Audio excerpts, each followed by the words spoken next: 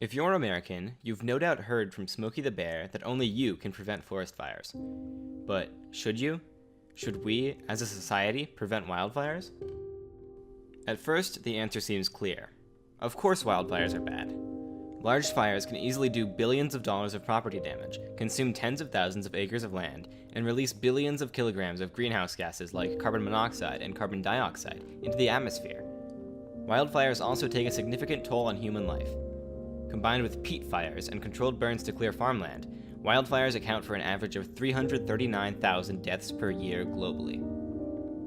The solution then seems obvious. Do as much as we can to prevent wildfires, and if they do occur, suppress and put them out as quickly as possible. Easy. Except, not really. The reason we think forest fires are so bad is precisely because of this focus on prevention. The more we suppress wildfires, the more devastating they are when they do inevitably occur. Fires are a natural part of the forest life cycle, and they serve to clear out underbrush and small trees which compete for space, light, and nutrients with each other, as well as larger trees. Clearing the underbrush every now and then leads to a healthier forest. In fact, some trees, such as the giant sequoia, rely heavily on fire to reproduce and maintain healthy, sizable groves. In addition to a thick layer of bark that protects sequoias from most fires, their seed pods rely on fire to release the majority of their seeds. In the 1960s, Richard Hartsfeld carried out an experiment where he set a series of small, closely supervised fires in sequoia groves where fires had been prevented for more than 100 years. Seedlings had been quite rare in these groves for the past few decades, but immediately following the burns, new sequoia seedlings began to appear. Dendrochronology, the fancy word for counting the rings on a tree to see how old it is, shows that on sequoias alive prior to the advent of human intervention, fires occurred on average every 5 to 15 years. So, if fires are a natural part of the forest life cycle, why did we ever start trying to prevent them from lighting or spreading? Well, in the United States, there's evidence that Native Americans had little aversion to fire. They used fire as a tool to clear land for farming, to remove dense vegetation around villages, and even to harass enemy tribes, particularly during war. However, when Europeans settled the continent, that all changed. Fire became the enemy because it posed danger to the settlers' primarily wooden structures and destroyed valuable natural resources. Additionally, the arrival of European-style agriculture meant that land previously occupied by wild grasses that allowed fires to spread and burn large areas evenly were converted to farmlands or fields for cattle to graze, isolating pockets of forest. This meant that instead of clearing large areas of flammable material, fires only consumed their immediate areas, leading to more severe fires over less overall acreage. In the span of less than a century, forests across the United States underwent dramatic changes. In forests that had previously contained a small number of large trees with wide open areas between them, large populations of small trees and bushes established themselves. All these new competitors for a limited supply of resources led to the deaths of many older trees that were no longer receiving enough nourishment. Biodiversity suffered as areas that had previously been grasslands or meadows suddenly sprouted forests.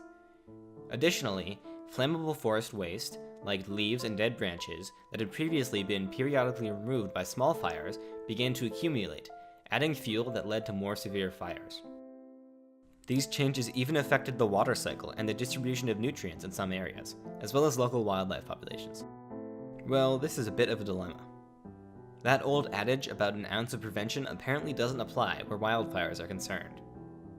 So, is it better to just leave forests alone and let fires do their thing? Well, according to Kyle Dickman, an ex-firefighter and author of On the Burning Edge, yes. He says we should plan on simply allowing small fires to burn so that they don't become huge fires later. In a 2015 interview, Dickman said, "There are between 15,000 and 90,000 fires that burn every summer, and we put out the vast majority of those fires before they grow larger than a city block.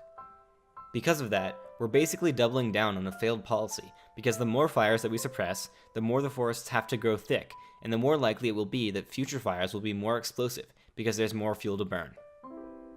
Dickman suggests that in addition to allowing small fires to burn themselves out, we manually clear some of the forest floor in areas that we don't really want burning, like near towns. Fortunately, some regions are beginning to amend forest management strategies to reflect our new understanding of fire's role in the forest ecosystem. In addition to leaving smaller fires to burn and manually clearing forests of debris, the popularity of prescribed or controlled burns is on the rise as another method of reducing the risk of major fires. While this practice used to be commonplace, particularly in order to clear land for agriculture, the US policy of attempting to prevent all fires since the 1900s has meant a decline in the number of prescribed burns. However, today they're back, particularly in the South.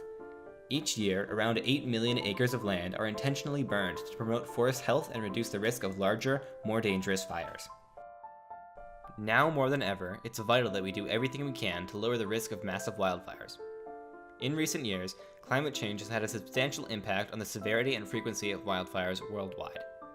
Since 1982, wildfire seasons in the United States, Mexico, Brazil, and parts of Africa have extended by more than a month. In some regions of the world, fire seasons grow longer by more than a day each year. As the risk of more frequent and severe fires increases, so must our understanding of effective strategies to prepare for and deal with them when they occur. And so far, we're not doing too badly. More and more countries around the world are amending fire policy to reflect recent changes in our understanding of effective ways to mitigate risk of major fires. The future is bright. Get it? Because fire. Thanks for watching.